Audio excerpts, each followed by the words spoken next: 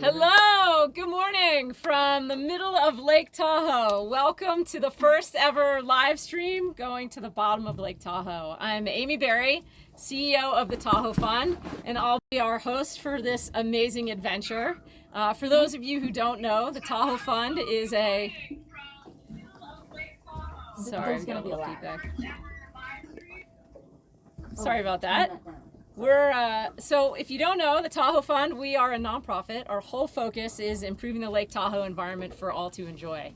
We do that by raising private dollars from incredibly generous donors to help fund different projects that are going to help us reduce the threat of catastrophic wildfire, make it easier to get around, enjoy, and take care of Lake Tahoe. And then lastly, and most important for today, improve the health of the lake. And that's why we're here today, because a few years ago, Lindsay Koff from Restoring the Lake Depths Foundation came to us and said, I have this crazy idea. I want to build an ROV that can go to the bottom of the lake, live stream, so we can show people the bottom of Lake Tahoe that many don't get to see. And so that's what we're doing here today. And so without further ado, I would love to introduce Lindsay to you all so that we can get underway.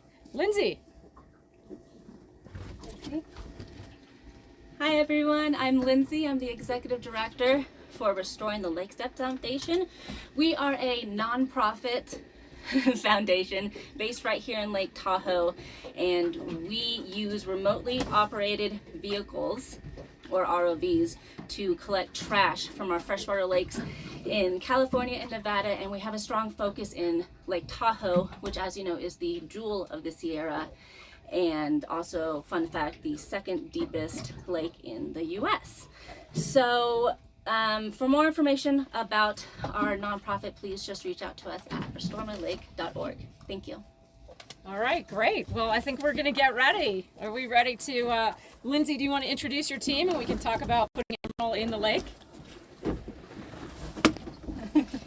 So today we are doing a deep dive to the bottom of Lake Tahoe, and we are going to be using our flagship ROV, if you want to get a shot of Emerald, generously funded by Tahoe Fund, and yes, and Martis Camp Community Foundation.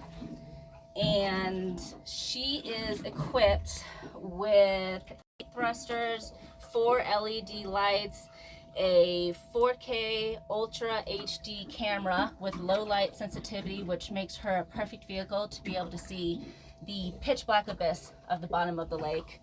And we're also going to be using a 600-meter fiber optic tether from SeaView Systems, and who is actually here on the boat to speak about that in a little bit. But so Emerald is actually a very rare ROV capable of going to Tahoe's deepest point. So we're very excited to put her in the water and get her to dive. All right, let's do it.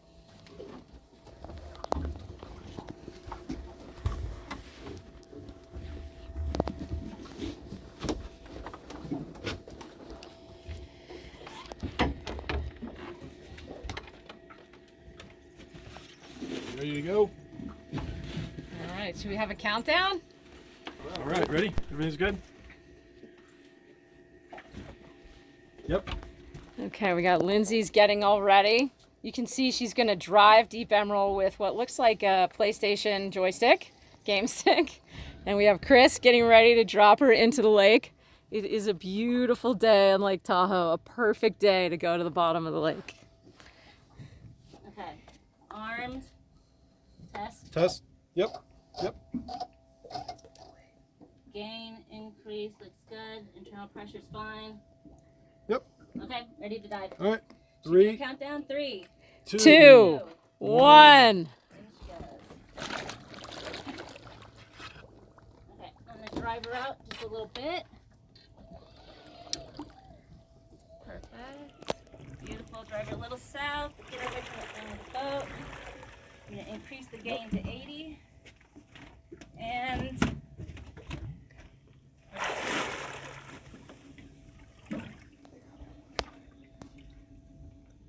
exciting. There she goes.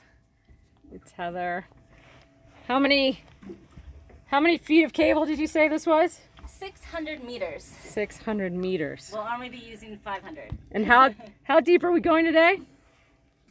About 482 meters, which is about 1,574 feet, which is the actual bottom of Lake Tahoe. All right, great.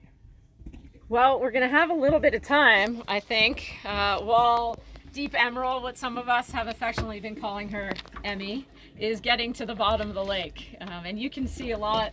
You'll be able to see a split screen on this Vimeo for the whole tour down of what Emmy is seeing. But in the meantime, we've got some experts on board with us that are really going to help us understand more about the ROV.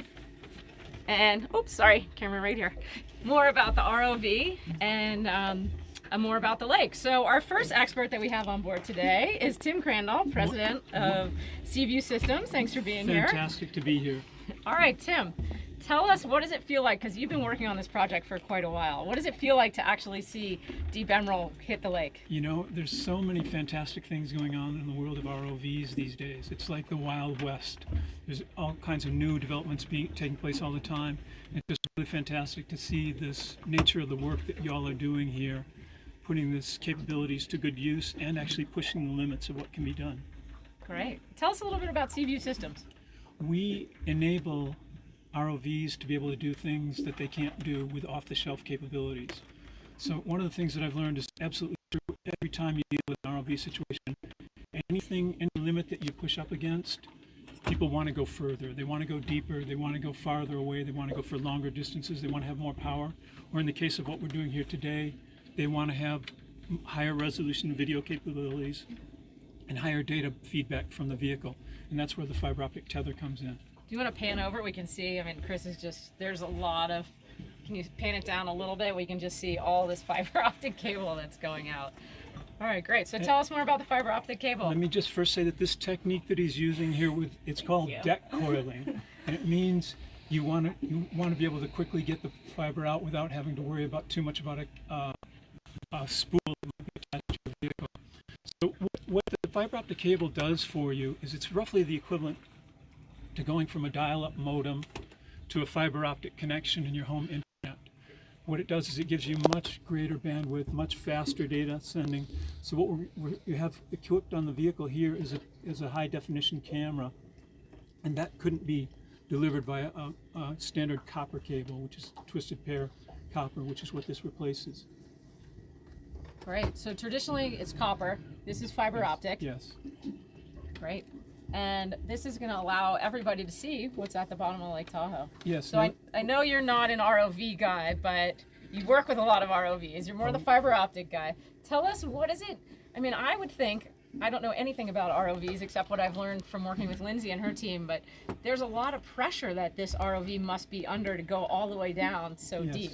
What does that mean for when you're building an ROV like this? Well, basically it means the vehicle, all the components are housed in these bottles or circular tubes, and the thickness of those tubes increases the farther you're going in depth. So if you're going very, very deep, like down to the Titanic or something like that, and up with these very thick, pure titanium walls, and obviously the vehicle starts to get pretty heavy when that's happening. And so something like this, you might tailor the containers to make them the right thickness so that they can take the depths here, but not carrying a lot of extra weight that you don't need because you're not going further than the depth of Lake Tahoe. Got it. Great. Okay. So there's not too many ROVs that go this deep, is that right? I would say there's quite a few of them that do this, but those are more of what we call work class vehicles. The vehicles that are gigantic, they're as big as your house, and they go down and lay cable that crosses the Atlantic and things like that. Okay. Big as your house. Wow. We would need a much bigger boat if we had Depending an on the ROV size of your house. as big as of our course. house. Yeah. Okay, awesome. Great. Anything else you want to tell us about the technology before we introduce Dr. Sudeep Chandra? No, it's a fantastic area of endeavor right now. There's so many interesting things happening. Keep an eye on this space. In the future, it's really easy to imagine these type of vehicles going up and doing automated processes, autonomously picking up trash, cleaning things up in a much more efficient way than they can be done now. And it's all kinds of things like that in the works. So. Great. And one thing we haven't talked a lot about until now is that thanks to a grant from the Martis Camp Foundation, working with the Tahoe Fund, we were able to help Lindsay and her team get a tether. So there's actually a version of Emerald where claws get attached, and they're able to see trash down at depths much deeper than scuba divers could be able to access. So say there's a tire at 500 feet, they can maneuver Emerald in to have the clasps grab the claws, grab the tire, and then because there's now a tether attached to the boat, they can tether that tire all the way up onto the boat. Lindsay, how many tires do you think you've pulled out of the lake so far? 80 tires out of the lake. So not just an opportunity to go to the bottom of the lake for the first time, but a real new tool in the toolkit to help us figure out how to get some of the big, large items that are sitting at the bottom of the lake. So awesome. All right, great. Thank you so much, Tim. Pleasure to be here. Next on the docket is Dr. Sudeep Chandra from UNR's Institute for Global Sustainability. We're at 192 meters. We're at 192 meters. Who can do the math? What is that in feet for the rest of us? 600. 600 feet. Multiple All right. 3.3. Great. Excellent. Dr. Great. Sudeep Chandra, it is wonderful to have you here. Yeah, great to be here. When I was thinking, who could we have on board that could tell us about the lake? I don't think there's anyone that I know that knows more about Lake Tahoe than you. Well, no, there's a lot of scientists working on this lake, so it's exciting to be here. But I do love the bottom of the lake, so it's pretty energetic. Oh, thank you for being here. All right, let's just do before we get into the bottom of the lake, let's just start talking about the lake a little bit. Yeah. So obviously Tahoe is blue. I mean, I don't know if I've ever seen it look so blue as it does today. We have a little wildfire smoke in the air. Why is the lake so blue? Yeah, the lake's remarkably blue for a number of reasons, right? Like the big reason, it has a small watershed to lake ratio. And that basically means that there's not a big watershed that puts lots of schmutz and material into the lake. And the Schmutz, volume of the lake then can accept that material. And so that's why we tend to see in lakes like Lake Tahoe or Crater Lake up in Oregon, these cobalt blue waters.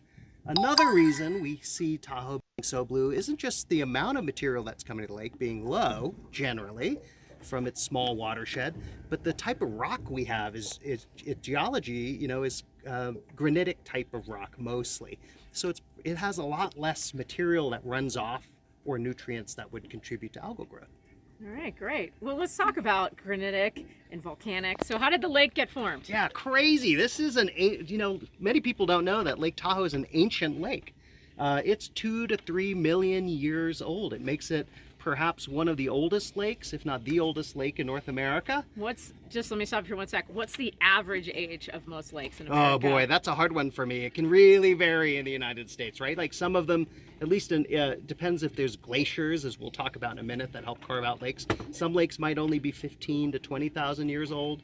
Our neighboring Crater Lake up in Oregon, that's remarkably blue, is also only in that 12, 15,000 year range.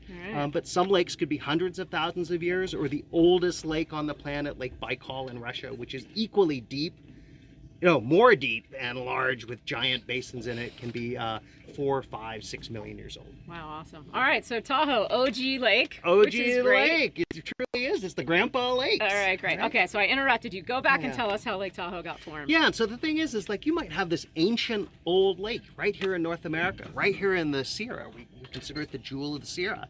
But it also has formed through multiple different processes. Geology really drives the ecology of a lake, and in this case, this is a tectonic lake predominantly. And if you go towards the North Shore, towards State Line, between Crystal Bay and Incline Village, these two faults are slipping past each other just slightly. And over time, you can actually use acoustic data and show that these slippage is happening. The lake is getting deeper and deeper, and so it was formed from the slipping of two different fault lines. But over time, we've had other processes geologically that have helped form the lake. We've had volcanic eruptions, for example. And so that volcanic eruption might lead to the reformation or the damming of a lake. And that's what happened at Tahoe. So first you've got slipping of faults, then you've got little volcanoes damming the outflow. And then in about 10, 15, 20,000 years ago, we have glaciation.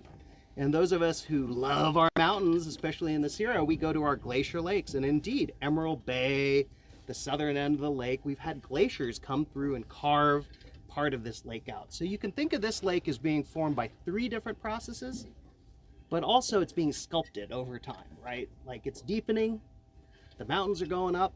The volcanoes have set the dam where it is and the outflow, and then the glaciers help carve and sculpt the edges. Amazing. All right, so I've always heard this stat that there are 63 tributaries into the lake Yep. and only one out. Yep. So how long does it take maybe it takes 2 million years. How do you get a lake that's this full and this deep? Yeah, it takes time, right? Usually what we think happens in the lake that's of this depth, if you add a drop of water, like the snowpack that comes in the winter and spring, to the top of the mountain, and then you add it into the lake, it takes about 700 years for this water to fully flush through the system. And so you could imagine it took probably 700 years just to fill the lake. Wow. What's remarkable about this lake is that we also know that water doesn't just go out the outflow, but during the summertime when the heat is up and it's hot and some of us are on the beaches and we're hanging out and there's a lot of heat going on, we also lose water to evaporation. So the lake can actually lose water to the air. I've heard up to 8 feet a year evaporates just off the top of the lake. Nuts, right? It's totally nuts. And so that's a lot of water. Yeah, well, let's talk about how much water is in the lake. So there are 39 trillion gallons of water in Lake Tahoe. So that is the equivalent of over 1 billion gallons of water in 1 inch of the lake. Crazy. So when you're, I don't know if you can do math fast, but so we're talking about 8 feet of water times 12 times 1 billion. I mean, we're losing a lot of water. We're losing a lot of water off the surface. But if we take all of Tahoe's water and then we pour it on the surface of California, for example, it would fill the surface of California by 1 foot deep. Wow. So there's a lot of water in the system. Think of it as a giant, giant tub of water. But it takes a lot of time to fill that water basin, and it takes a little bit less, or a lot more time to evaporate and release that water. Awesome. Yeah, Tahoe's amazing. What an amazing lake. All right, Lindsay, how far down are we? What's the depth? We just reached 404 meters. 404 We're almost meters. All right. And she's holding strong. Tim, 404 meters in feet for us? 1,200. 1,200 feet. Roughly. We're getting very close. All right, well, let's turn back to Sudeep now. So let's talk about the bottom of the lake. Yeah, so the bottom of the lake. I love lakes, and I love lakes for all sorts of things. But here at Tahoe, we have this remarkably, amazingly deep lake. And the bottom of a lake, I make it akin to a lung of a human, let's say. And so stepping back just for a moment, when you think about lakes and how they function, lakes function through their brains. That is the air around it and the geology we just talked about in the watershed. That puts material into the lake. And then from their brains, you might have the heart of a lake. And the heart of a lake is the open water, kind of like the oceans. The open water is the pulse of the ecosystem. You can measure its clarity, that Tahoe is very famous for, or we can measure the amount of algae production in the open water of the lake. But really, the lungs of a lake are the deep and shallow bottoms of a lake. The bottom of a lake, whether it's at the edge or that deep abyss, tend to receive those materials from the watershed, process them, and then return them when the water mixes every 4 to 7 years back into that water column. So the deep waters of Tahoe, I think, are absolutely amazing. They're one of these moments where you're basically able to think through, well, what's going on at the edge of the lake? Well, here at Tahoe, we know the edge and the bathtub ring of the bottom of the lake is greening in some places, and then in other places it's staying clear. Okay, it's a conundrum. Why are some areas greening? Why are some not? But as you travel down into the deep bottom of the lake, 120 feet to 700 feet below the surface, you get these unique sub-ecosystems. You get, just like in the oceans, deep water plant beds. Deep water plant beds that have plants growing on them that have very unique species that live down there. Only species that are produced at Tahoe. 10 endemic species, we call them. What are these species? What Oh my kinds? God, thank you. I'm glad you asked. Name What a a couple. setup. So 10 endemic species like the Lake Tahoe stonefly, 2 blind amphipods. So they've evolved into that deep abyss without a lot of light, so they don't need eyes to live. So these are things that are about the size of a quarter or smaller. They live in these communities on top of these plant beds and within these plant beds. They're eating the little bacteria and algae that grow on the plant beds. They feed fish that are in the lake. They process the sediments that come from the watershed as they get deposited at the bottom, so they don't mix back up into the water column, and keeps our clarity nice and blue, for example. One of these species, I gotta say, Amy, one of my favorite species is We're at the bottom. We're at the bottom. is the Tahoe stonefly. Stonefly. Oh, Oh my we just gosh, made it to we the bottom. Made it in All right. record time. We're at the bottom. Oh, All right. let's take a little break. Yeah, let's do that. Okay, so what do you expect us to see at the bottom of the lake? 1,400 plus feet below the surface, we're probably going to see some soft sediments, I hope. A ton of that. A ton of soft sediments. We're pulling our phones up because we can't actually see We are what going to you try to all look can and see what you're seeing. All right. Yeah, and so what you're, oh wow, very cool footage that's coming in. All right. Remember, this ROV has very special cameras on it, so that way, even though you're going into this dark abyss, the cameras are allowing us to see things like it's daytime. And you can see very, very soft sediments and cloudy material at the bottom. That's all the stuff that the lake has been receiving from the watershed and from the air that have settled to the lake bottom, for example, over time. And then you can see the blue, the water is blue, right? If you shine light through it, it's got this hue of blue that's equally unique as the surface. So not a lot of brown material or anything like that. Wait, go on. My phone, I think, might be. Let's see what you get. We gotta get Sudeep a more modern phone. Uh-oh, okay. Here we go. Oh, it's a little bit frozen in time there. All right, well, hold on a second, guys. We're coming up here. I was hoping to see a balloon or something. Yeah, so Lindsay, you've been down before. What types of things have you seen? Usually there's nothing down there. It's exactly what he just said. But when we did a dive in this relative location, we did find at 482 meters a perfectly preserved happy birthday balloon, which was very eerie. And unfortunately, we didn't grab it because Emerald does not have a gripper tool on her at these depths. They do not work at 500 meters. So we did have to leave it, but we marked it and we'll be back for it. All right. The other things you can see down there that one might think about is fish. There are not a lot of fish down there, but you see, we have found through other videos that our colleagues at UC Davis took in the early 1990s, lake trout, Mackinac, can cruise down to 800 or 900 feet below the surface. They're rare, but when they're down there, they're able to live in these deep pressure zones. And how big are those fish at that Those point? fish can be like 20 to 25 inches. So pretty nice sized fish that are living down there. The question is, what are they doing down there, Yeah, right? what's Why that would you mean? want to go so Well, deep to the one bottom thing of I the want to lake? circle back to that you mentioned earlier was this idea of the lake mixing. So Yeah. can you tell people what that means when the lake mixes? Yeah, so lakes that are in our type of environment, in the temperate zone, and if they're deep enough, usually mix twice a year. And at Lake Tahoe, we do see mixing of this lake in the shallow waters down to about 100, 150 feet, maybe twice a year, in the spring and in the winter.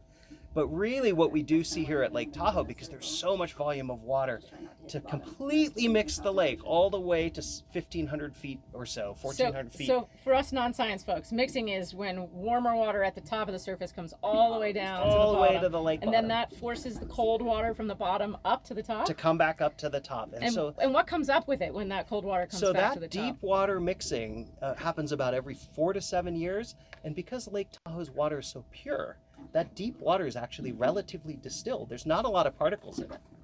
And in fact, there's probably more nutrients and things. And so sometimes those nutrients get mixed back into the water column, resulting in some additional algal growth. It's a natural process. We see it in these deep lakes all the time, Lake Baikal in Russia or Crater Lake. The key part here is that the deep mixing from shallow water displacing that cold bottom water used to happen about every 4 to 7 years. We think, thanks to our colleagues at UC Davis, who've conducted some modeling efforts here, suggesting with shifts in climate, that deep water mixing may stop after 60 to 80 years. So this is one of the concerns we do have at Lake Tahoe. This is where science can help lead. Talk about kind of what happens with the physical patterns and what type of restoration activities we may need to do in addition to protecting the lake to keep it from keep its blue waters. So let's talk about that a little bit. Well, Lindsay is zooming Emmy to the bottom of the lake. Everybody hopefully can see what's happening down there. I just want to say we asked people for your questions, and I don't know what's going on in our society today, the number one question we got was, are we going to see dead people down there? And I'm so glad to say we have not seen any dead bodies down there. And actually, after doing some research, there is a myth that Jacques Cousteau once came to Lake Tahoe and went to the bottom of the lake. And he famously or infamously said, the world is not ready to know what's at the bottom of the lake. But no one can find any evidence that Jacques Cousteau was ever even in Lake Tahoe. That's so, exactly right. It's a myth, right? For all of you So- wondering what we're going to see, hopefully we're not going to see that floating by. You know, maybe we'll see Fredo. We're not sure. It so also far. means there's a new sense of adventure. Jacques Cousteau hasn't been here. Imagine the new Jacques Cousteau going down to Right. the deep Who, part of who the else lake. is going to go down? So let's talk a little bit about all these people are watching right now. It's the first time they've gotten to see the bottom of Lake Tahoe. Hopefully they're asking themselves, what can we do as individuals to help maintain the clarity of the lake and help improve the health of the lake? Do you have any ideas for us? Yeah, there's a number of things people can do. One thing we already know we've solved is we don't have sewage going into this lake. That was solved in the 1970s, so that's good news, right? We don't have to worry about our toilets and the Can we give credit stuff. to who drove that? Credit to the scientists like Charles Goldman and the Yes. nonprofits in the basin. Dr. and the Goldman, who agencies was sort of who've the led that godfather effort. of Lake Clarity. Yeah. Not Fredo's godfather. No, a no, different no. A godfather. different godfather. Dr. Goldman is a scientist who was at UC Davis, who set up the initial monitoring program for the lake, who made the call to action through science to say, look, if you keep putting sewage into this lake, it's going to turn green. Yeah, we And don't. so as a result, 1971, 1.5 generations back, we removed the sewage out of the lake. Which is kind of gross that we used to have to swim in Lake Tahoe. Crazy. So I, for one, am very, very pleased about. Okay, let's keep so going. let's come What are back. some Let's other come back. ideas? So what other things that we can actually do today? We know that the lake's fragile clarity is changing because of the type of materials that are moving to the lake, the sediments.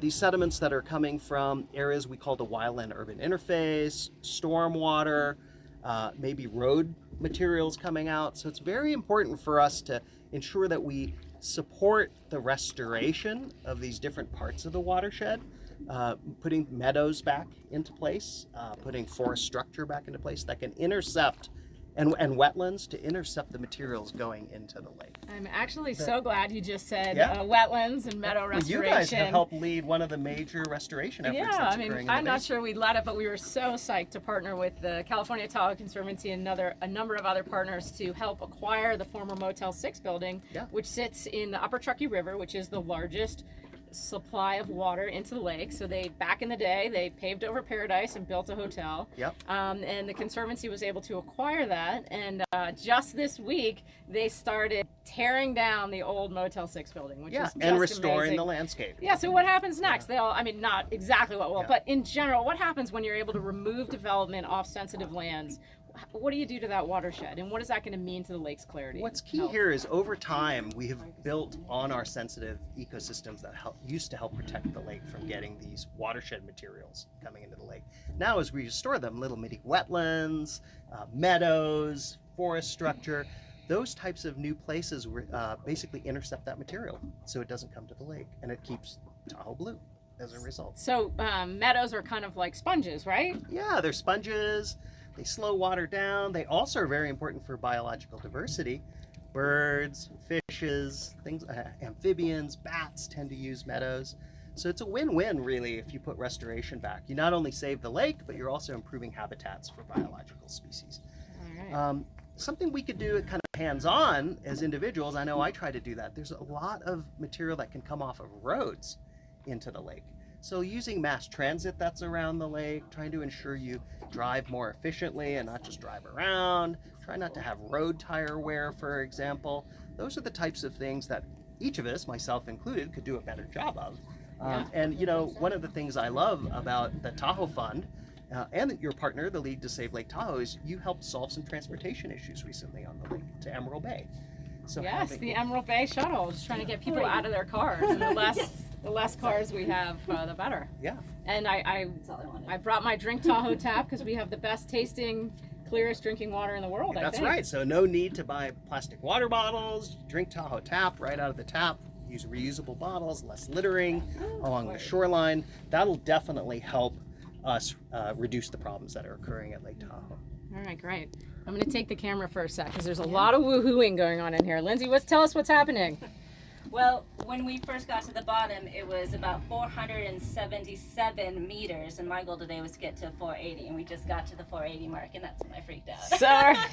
We got to our goal. So how's the instrument doing over there? Is it stable? And She's doing perfect. She's stabilized mode. Her internal pressure is holding great. Water temp is 4.8 Celsius.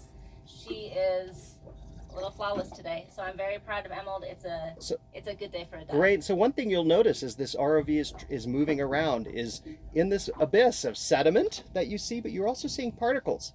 This thing is moving through what we call flocculent material that partially settles on the bottom, maybe bounces around a little bit. And so the little things that look like bubbles are probably pieces of sediment that have come from the watershed and settled to the bottom. Pretty cool to see it resting down there. That is wild. Yeah. Looks like Star Wars under there. I know. It is Beautiful exactly blue. like the ride. So Lindsay, tell us, what are you feeling right now? What are your emotions getting to the bottom of the lake, being able to share this with so many people around the world? Today was a mix of emotions. It started off with a lot of nerves, a lot of excitement, and luckily the nerves have subsided. We reached 480 meters, just a lot of excitement right now. Really proud of Emerald, really proud of the team, and just excited to be able to bring this attention to Tahoe Fund and Lake Tahoe on this day, and just really excited. Awesome. Can I I'm ask still you- trying to drive it though, so I'm Oh, still yeah, Well, okay, we don't want to let me distract ask- you. I wanna Don't ask you crash, a Emerald. I want to ask you a technical question about Emmy over here, right? So you're using a joystick to control that. Yeah. Is it pretty sensitive to drive a remotely operated vehicle or a little mini submarine down to the bottom? And does that joystick, if you push it forward or backward, does it respond almost immediately like a video game? Yes, it is very finicky. You do have to really practice on it to get a little smooth on it, because if you just touch the dial for depth to either go up or down for diving, you really can just smack the bottom really, really easily, because it's a very sensitive, all the buttons are very sensitive. But you just get used to it and it gets easy, and it really is like a fun video game. Yeah. But I didn't grow up playing video games, so this was something for me to learn. And now I love it, and this is my favorite video game that was ever created. Chris, we haven't heard from you yet. Any thoughts on this day? I know you've put a lot of effort into this. It was a little stressful in the morning, but we got through the stressful part to make sure everything was going to work out well. And right now, it shows that it has been working out well. So we're all pretty happy with it right now. Way to go. Congratulations. I have to say, I am so excited to see all the flocculent sediment material down there. The lakes are bottom reservoirs of history, right? Some of that material is present day, but you could core through the bottom and we could get back to 1,000 years ago or 2 million years ago. Pretty neat. Very, very cool. Pretty awesome out here. Well, it's a gorgeous day in Lake Tahoe. We made it to the bottom of the lake.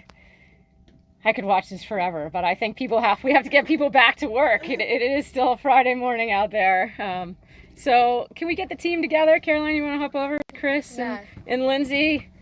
I think, on behalf of the Tahoe Fund, our board, our directors, our whole team, everybody, all of our donors, we really just want to say thank you so much for the years of effort that you've put into this, the hours you've spent. I mean, you guys made this look absolutely flawless today, and we know it took a lot of effort to get here and to do this.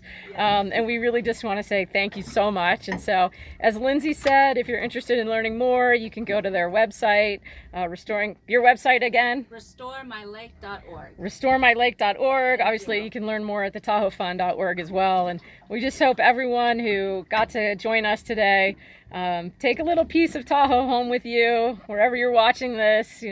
Come out, enjoy Tahoe. Maybe try not to dive to the bottom of the lake. That might be more challenging, but we hope everyone will do their part to help us take care of Tahoe for many generations to come. So this is Amy Berry and Sudeep and Tim Crandall and the team out. We've got the Arc electric boat out here helping us out today too. We are signing off from the middle of Lake Tahoe. Thank you all. Bye, guys. Bye.